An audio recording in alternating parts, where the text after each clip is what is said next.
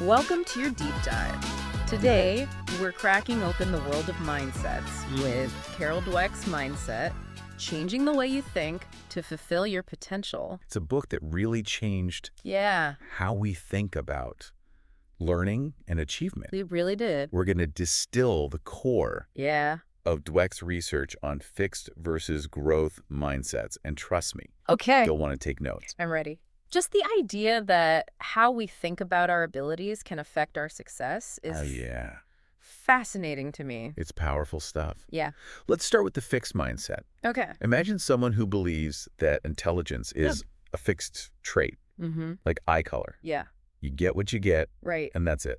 Okay, I can see how that would make someone afraid to take risks. Yeah. If you think you're only so smart, Right. why put yourself in a position to Yeah. prove otherwise? Exactly. And Dweck illustrates this so well with the story of her sixth grade teacher Oh, wow. who actually seated students by IQ. What? Talk about pressure. Oh my gosh. You're publicly labeled as smart or not smart before you even open a book. Ouch. I bet that classroom had a lot of anxiety in it. Yeah. No wonder kids with a fixed mindset Right. avoid challenges. Uh-huh. They're terrified of failing and looking dumb, but Yeah. Dweck doesn't leave us stuck there, right? Definitely not. Okay. That's where the growth mindset comes in. Okay. This is the belief that you can cultivate your abilities Okay. through effort and learning. It's not about denying that people have different Yeah. natural talents. Yeah. It's recognizing that everyone has the potential to grow. So it's less about what you start with and more about how willing you are to Absolutely. learn and stretch yourself. Absolutely. And the research backs this up. Oh, cool. Dweck found that children with a growth mindset were drawn to harder puzzles Oh, interesting. because they saw the challenge as exciting, a chance to learn something new. That's so different from those fixed mindset kids choosing the easy puzzles out of fear. Yes. It makes me think about those gifted labels we slap on kids. Yeah. Maybe that's setting them up for a fixed mindset without us realizing it. That's a great point. Yeah. And it's something Dweck explores in depth. Yeah. If a child is constantly told they're smart, Right. they might start to believe that their success is tied to this innate ability rather than their effort. Right. And then when they inevitably hit a roadblock, Yeah, and when they inevitably... they freak out because if being smart is your identity Yes. and you struggle, Yes, suddenly your whole sense of self is at risk. precisely. Wow. And that's why praising effort and strategies is so crucial. I was just going to say, like, what's the antidote? What's the... When we praise a child's effort, Yeah. wow, you really stuck with that problem. We're reinforcing the idea that learning takes work. Mm-hmm. And that's where the real growth happens. So instead of saying, you're so smart, we should be saying, And you're a hard worker, or I'm impressed by how you tackled that challenge. Exactly. And the fascinating thing is, Yeah. this doesn't just apply to kids. Oh, really? Dweck's research shows that praising effort boosts performance in adults too. Oh, wow. It taps into our intrinsic motivation, Okay. our natural desire to learn and grow. I'm starting to see why this book is so influential. Okay, so we've got these two contrasting mindsets. Right. Where do they actually show up in our lives, though? I'm guessing it's not just about solving puzzles. You're right about that. Okay. These mindsets permeate every aspect of our lives, Yeah. from how we learn and perform in school to how we approach relationships, careers, Yeah. even our personal growth. Let's unpack that. Okay? I'm curious to see how fixed versus growth mindsets play out. Yes. Specific situations. Yeah. Let's start with school. Okay. We've already touched on it. Yes. But I'm guessing Dweck goes Oh, definitely. deeper then. She did this fascinating research in Hong Kong, Oh, wow. where students were offered the chance to take extra English classes. Okay. Now, English wasn't their native language, so it was a challenging option. I bet the students with a fixed mindset ran for the hills. You're spot on. Who wants to struggle with a new language if you think you're just bad at languages? You're spot on. But the students with a growth mindset, Yeah. they were excited about the opportunity to improve. Interesting. Even though it meant stepping outside their comfort zone, Right. they saw the potential for growth, not the potential for embarrassment. So even something as simple as choosing to take a class Yeah. is influenced by mindset. Exactly. It's not just about intelligence. Uh-huh. It's about our beliefs about whether intelligence can be developed. Exactly. And this plays out in how we handle feedback, too. Remember that study where some students were praised for effort Yeah. while others were praised for ability? Yeah, I'm dying to hear what happened there. Okay. My gut tells me the effort group did better, but Yeah. I want to know why. Your gut is right. Okay. The students praised for effort actually improved their scores, Okay. while those praised for ability saw their scores decline. Hold on, their scores went down Yeah. just from being told they were smart. It is, but it makes sense. That's crazy. When you think about the fixed mindset, if you're praised for being smart, Right. then your goal becomes to maintain Oh. that image of being smart. Right. Failure becomes a threat. So you start playing it safe. Yes. Avoiding anything that might expose you as not smart, after all. Yeah. Wow, this really changes how I think about giving feedback It is. to my kids, my team at work, Yeah. even to myself. It's a game changer. It is. And we're just scratching the surface. Dweck also digs into Okay. how negative labels and stereotypes Mm-hmm. can impact students, Right. especially those from marginalized groups. That's heartbreaking. But I can see how a fixed mindset would make those labels feel like a life sentence. right. If everyone thinks I'm bad at something Yeah. and I can't change, why even try? It's a vicious cycle, but thankfully there are educators out there Right. actively fighting against it. Yeah. Dweck shares the story of Marva Collins, a teacher who transformed Cool. her students' lives Okay. by instilling a growth mindset. Awesome. She believed in them fiercely and set high standards, Right. and they rose to the occasion, Good for them. tackling material others thought was beyond them. That's what I love about the growth mindset. It's empowering. Yes. It says you have the potential to grow, not you are limited. Yes. It gives agency back to the individual. Uh-huh. Okay, so we've covered how this plays out in learning, but I'm guessing it's not just a school thing, right? Not at all. Next, let's look at how these mindsets shape success. Oh, okay. In the high-stakes world of sports, Okay. I'm talking about the difference between natural talent Mm. and those who reach the top through grit and a growth mindset. Okay. When you think about iconic athletes, the first name that pops into my head is Michael Jordan. Oh, yeah. He's often hailed as the most Right. naturally gifted basketball player ever. Yeah. Air Jordan. Right. Yeah. But wasn't his work ethic legendary too? Like, didn't he practically live in the gym? Exactly. And that's what Dweck wants us to see. Yeah. It wasn't just talent that got Jordan to the top. Okay. It was his relentless pursuit of improvement. He embraced challenges, Yeah. learned from his mistakes, Mhm. and never let success make him complacent. So even Michael Jordan, with all that natural talent, still needed a growth mindset to reach his full potential. Yes, That's pretty mind-blowing. it is. And think about Babe Ruth. He was known for hitting home runs, Right. but he also struck out a lot. Yeah. He wasn't afraid to experiment Right. and risk failure Yeah. in pursuit of mastery. That's a great example. Yeah, It's not about avoiding failure. right. It's about seeing failure as part of the learning process. Exactly. You know, it makes you wonder if some athletes with incredible potential never make it Yeah, because they're too afraid to fail. absolutely. Like they'd rather stick to the skills they've already mastered than risk looking clumsy or unskilled, Yeah. trying something new. Uh-huh. It's almost like your ego gets in the way of Exactly. your growth. And the impact of mindset yeah. goes beyond individual athletes. Okay. It affects coaches, too. Oh, interesting. Think about the legendary coach, Okay. John Wooden, Mm-hmm. who led UCLA to 10 NCAA championships. Okay, that guy's a legend. Mm-hmm. I'm guessing he was a growth mindset kind of coach. He was famous for prioritizing his players' development as people, not just athletes. Oh, wow. He focused on effort, Right. teamwork, and continuous learning. Okay. Contrast that with a coach like Bobby Knight, Okay. who was known for his fiery temper Right. and focus on winning at all costs. Yeah. Knight had a reputation for being pretty intense. Yeah. I can see how that kind of win-at-all-costs mentality Yes. might foster a fixed mindset in players. Yes. It's all about proving you're good enough, Right. not necessarily about growing and developing. Right. It becomes about validating the Right. coach's ego Yeah. as much as the player's talent. Yeah, totally. Now, let's take this beyond the world of sports. Okay. Dweck argues that these mindsets are just as crucial Okay. in the business world, Okay. especially when it comes to leadership. Ooh, that's interesting. Yeah. I can already see how a fixed mindset would be disastrous for a CEO. It's a recipe for disaster. Imagine being surrounded by yes people, terrified to challenge the boss. Dweck draws on Jim Collins' research Okay. on good to great companies. Okay. What's fascinating is that the leaders Yeah. of these companies weren't necessarily All right. charismatic visionaries. Okay.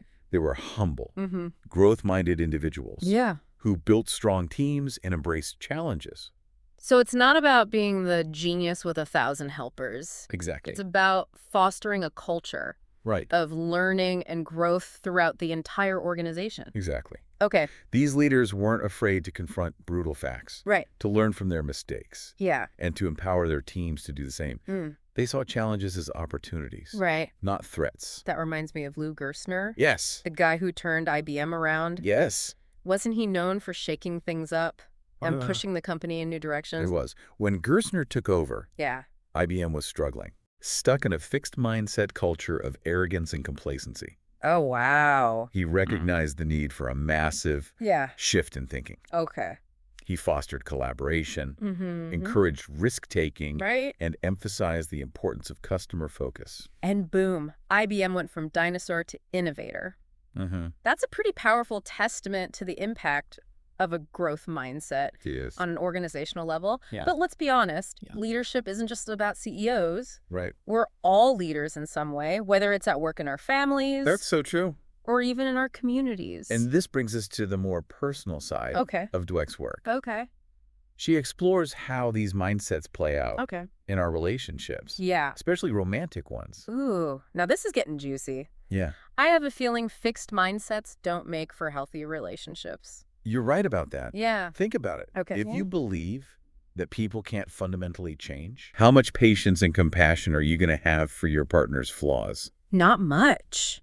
If you see every disagreement or imperfection as proof that your partner is not good enough, Exactly. that's going to lead to resentment and conflict. Exactly. A fixed mindset in relationships can lead to Yeah. judgment, Yeah. blame, Right. and a whole lot of frustration. Wow. On the other hand, Yeah. a growth mindset allows you to see your partner as a work in progress, Oh, that's good. just like you are. I like that. Yeah. So instead of trying to fix them, Yes. you're focused on growing together, Yes. supporting each other's development. Exactly. Challenges become opportunities to Yeah. learn and strengthen the relationship. Precisely. Okay. Dweck shares examples of couples who overcame Yeah. serious challenges Okay. by communicating openly, Right. focusing on solutions, Mm-hmm. and viewing setbacks as opportunities for growth. That's what I love about the growth mindset. Yes. It's not about being perfect. It's about embracing the journey Right. of learning and development, Yes. both individually and as a couple. And remember, even individuals who achieve great success can still slip back into Oh, fixed mindset patterns. right. That's why it's so important to stay aware of our thinking Yeah. and to actively cultivate a growth mindset in all areas of our lives. Okay, so we've seen how powerful these mindsets are and how they impact pretty much everything we do. Mhm. But here's the big question. Okay. Can we actually change our mindset? Yeah. Is it possible to shift from a fixed mindset to a growth mindset? That's the question everyone wants to know, right? Yeah. And thankfully, Dweck's research suggests that, yes, Oh, good. we can, but it's not a one-time fix. Okay. It's an ongoing process. Like building a muscle, I'm guessing. Yeah, The more we practice those growth mindset habits, exactly. the stronger they become. Yes. But where do we even start? One of the first steps is to identify your fixed mindset triggers. Okay. What are the situations or events that tend to Right. activate those negative limiting beliefs? For me, it's definitely public speaking. I guess. As soon as I have to stand up and talk in front of people, Uh-huh. that voice in my head starts whispering, you're going to mess up. Everyone's going to judge you. That's a perfect example. Yeah. And Dweck calls that voice the fixed mindset persona. Okay. It's like a character we Yeah. step into Interesting. when we feel threatened or insecure. So it's not just our thoughts. It's Right. our whole demeanor, our body language, Well, even our tone of voice. Right. We literally become a different person, and not in a good way. Exactly. And the key is to become aware Right. of this persona, Yeah. to recognize when it's showing up and trying to sabotage us. Okay. Once we can identify those triggers, Mm-hmm. we can start to challenge the negative self-talk Okay. and reframe our thinking. So instead of saying, I'm a terrible public speaker, Yeah. I might say, I'm feeling anxious about this presentation, but I'm going to focus on my message and connect with the audience. That's a great reframe. Okay. It's about shifting the focus from judging your ability to focusing on the process and the strategies you can use to improve. Okay. And Dweck offers Yeah. some really practical tips Yeah. for developing a growth mindset. Okay. For example, Mm-hmm. creating concrete plans and visualizing success. I love the idea of concrete plans. It's not just about positive thinking. Right. It's about actually creating a roadmap for achieving your goals. Yes. And visualization can be so powerful. Yes. If we can see ourselves succeeding, Yes. we're more likely to put in the effort to make it happen. And it's important to remember that developing a growth mindset is an ongoing journey. Right. There will be setbacks and challenges along the way. Right. But the key is to view those setbacks not as failures, but as opportunities for learning and growth. Like Thomas Edison said, I haven't failed. I've just found 10,000 ways that won't work. That's a brilliant way to put it. It's about reframing our perspective. Yes. Seeing the potential for growth in every experience. Now, Dweck primarily focuses on yeah. individual mindsets. Yeah. But it's fascinating to consider how these concepts apply to groups or even entire societies. Yeah, I've been thinking about that too. Yeah. Is there such a thing as a national mindset? That's a big question. Could a country's prevailing beliefs about intelligence and talent influence its progress and development? Like, are some cultures more growth-minded than others? It's tough to say for sure, but there's definitely evidence that mindsets can impact groups and organizations. We already talked about Lou Gerstner and how he transformed IBM's culture. Yes. That seems like a pretty clear example of a leader shifting an entire organization's mindset. Yes, and Dweck herself talks about how companies can foster a growth mindset by focusing on development, encouraging risk-taking, and rewarding effort over just outcomes. So it's not just about individual employees having a growth mindset. Right. It's about creating an environment where that mindset can thrive. Yes. It makes you wonder if the same could be true for schools, communities, even entire nations.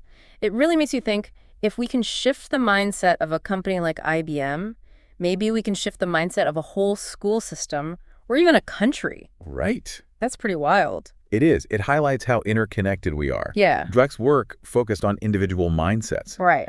But her research has implications for how we shape the environments that either foster or hinder growth. Like, if a school emphasizes standardized testing and ranking kids against each other, that's going to create a fixed mindset culture. Right, exactly. It becomes all about proving you're smarter than the next person, right, instead of focusing on individual learning and progress. But if a school emphasizes effort, collaboration, and learning from mistakes, that can create a completely different atmosphere. One where kids are excited to learn, to challenge themselves, and to support each other. Yeah. It reminds me of something we touched on earlier. Yes. The power of parents and teachers to shape kids' mindsets. Right. It's not just about what we say, it's about the environments we create. That's so crucial. Yeah. Dweck talks about how even subtle messages can have a huge impact. Right. Like if a parent constantly swoops in to solve their child's problems, they might be unintentionally fostering a fixed mindset. Because the kid never learns to struggle, to persevere, to figure things out on their own. Right. They start to believe that they need someone to rescue them, which totally undermines their sense of self-efficacy. Right. But if a parent encourages their child to try different strategies, to learn from their mistakes, and to view challenges as opportunities for growth, that sends a powerful message. A message that says, I believe in you. I believe in your ability to learn and grow. Exactly. It's about empowering kids to become independent learners and problem solvers. This whole conversation is making me think about my own mindset in a totally new way. I want to be more intentional about fostering a growth mindset, not just in myself, but in my kids, my friends, even my colleagues. And that's the beauty of Dweck's work. Yeah. It gives us a framework for understanding not just our own mindsets, but the mindsets of the people around us. And it empowers us to create environments that support growth and development. So where do we go from here? What are some concrete steps we can take to cultivate a growth mindset in ourselves and in those around us? Well, we've already touched on some key strategies, but it's worth reiterating them. Okay. First, become aware of your fixed mindset triggers. Okay. What are the situations that tend to activate those negative limiting beliefs? Yeah. Once you know your triggers, you can start to challenge those thoughts and reframe them in a more growth-oriented way. So for me, it's about noticing when that fixed mindset voice pops up during public speaking. Yes. And reminding myself that I can learn and improve with practice. Instead of getting trapped in fear, I can focus on connecting with the audience and delivering my message. Exactly. And remember, setbacks are inevitable when you encounter challenges. Yeah. Try to view them as opportunities for learning and growth. Okay. Ask yourself, what can I learn from this experience? What can I do differently next time? It's about shifting from a focus on judgment and blame to a focus on curiosity and learning. Exactly. And I love the idea of creating concrete plans. Yes. It's not just about wishing or hoping for something to happen. Right. It's about taking action and breaking down big goals into smaller, more manageable steps. Absolutely. Yeah. And don't underestimate the power of visualization. Take some time to imagine yourself successfully tackling a challenge that you previously found daunting. Okay. See yourself putting in the effort, learning from your mistakes, and ultimately achieving your goal. Yeah. The more vivid and detailed your visualization, the more powerful it will be. It's like creating a mental blueprint for success. Yes. And I'm starting to see how all these strategies work together. By becoming aware of our fixed mindset triggers, reframing our thoughts, creating plans, and visualizing success. We can gradually shift our mindset and unlock our potential. But it's not a solo mission, right? We can encourage a growth mindset in others, too. Absolutely. If you're a parent, teacher, coach, or leader, be mindful of the messages you send. Praise effort and strategies, not just outcomes or innate abilities. Create an environment where mistakes are seen as learning opportunities, not failures. And encourage a sense of curiosity, wonder, and a love of learning. It's about creating a culture where growth is valued and celebrated. And that's something we can all contribute to, regardless of our role or position. That's a great point. It all comes back to that interconnectedness we were talking about earlier. By cultivating a growth mindset in ourselves, we can inspire and empower those around us to do the same. So there you have it, your deep dive into the fascinating world of mindsets. We've explored the differences between fixed and growth mindsets, uncovered their impact on our lives, and learned practical steps for fostering a growth mindset in ourselves and those around us. And remember, the journey toward a growth mindset is a lifelong adventure. It is. It's about embracing the power of learning, the joy of growth, and the endless possibilities that lie within each of us. Now, as you continue on your own growth mindset journey, here's something to ponder. Okay. How can we apply these principles to create a more growth-minded society? That's a good question. Can we shift our collective mindset to embrace challenges, celebrate learning, and unlock the full potential of humanity? That's a great question. Food for thought as you continue exploring the power of mindset.